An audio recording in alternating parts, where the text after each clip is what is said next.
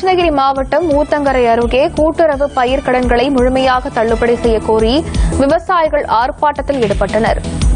மூங்கிலேரி தொடக்க வேளாண்மை கூட்டுறவு சங்கம் முன்பு நடைபெற்ற இந்த போராட்டத்தில் 500க்கும் மேற்பட்ட விவசாயிகள் கலந்து கொண்டனர். தேர்தல் வாக்குறுதியின்படி நிபந்தனையின்றி பயிர்க்கடன்களை தள்ளுபடி செய்ய வேண்டும் என வலியுறுத்திய அவர்கள் கோரிக்கையை நிறைவேற்றாவிட்டால் மாநிலம் தழுவிய போராட்டம் நடத்தப்படும் என அரசுக்கு எச்சரிக்கை விடுத்தனர்.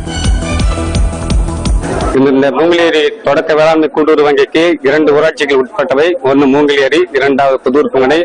இங்கு 1000க்கும் மேற்பட்ட விவசாயிகள் இருக்கிறார்கள். இங்கு இந்த கூட்டுறவு வங்கியில் கிட்டத்தட்ட ஒரு 950 விவசாயிகள் கடனாக பெற்றுள்ளார்கள். தமிழக அரசு விஜய் அவர்கள் தேர்தல் வாக்குறுதியாக நான் ஆட்சிக்கு வந்தால் முதல்ல விவசாயிகளின் அனைத்து கடன்களையும் தள்ளுபடி செய்வேன் என்று கூறிவிட்டு தற்போது 50,000 என்றும் 75,000 என்றும் விவசாயிகளை மிகவும் அலகழிக்கிறார்.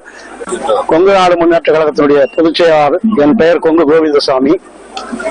இன்று விவசாயிகளிடம் தள்ளுபடி கோரி எங்கள் கூட்டுறவு வங்கியின் முன்னால் எங்கள் கூட்டுறவு சங்கத்தில் உள்ள ஆயிரக்கணக்கான உறுப்பினர்கள் ஒன்று கூடி முழுமையாக விவசாயிகளிடம் தள்ளுபடி செய்ய கோரி மாநில அரசை வலியுறுத்தி கண்டன ஆர்ப்பாட்டம் நடத்தியுள்ளோம்.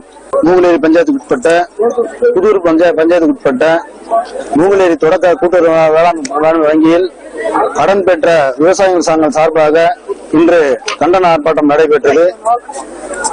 கூட்டத்தின் வாயிலாக ஆர்ப்பாட்டத்தின் வாயிலாக நாங்கள் தெரிவிப்பது என்னவென்றால், முதல்வர் விஜய் அவர்கள் தேர்தல் வாக்குறுதியை அனைத்து கடனும் தள்ளுபடி செய்ய வேண்டும் என அறிவித்துவிட்டு இப்பொழுது பொய்யாக விவசாயிகளை ஏமாற்றும் வண்ணம் 50% பண்ணுவோம், 70% பண்ணுவோம் என்று யாரோ ஒருத்தர் எழுதி கொடுத்ததை படித்துவிட்டு விவசாயிகளை முற்றிலும் ஏமாற்றுகிறார்.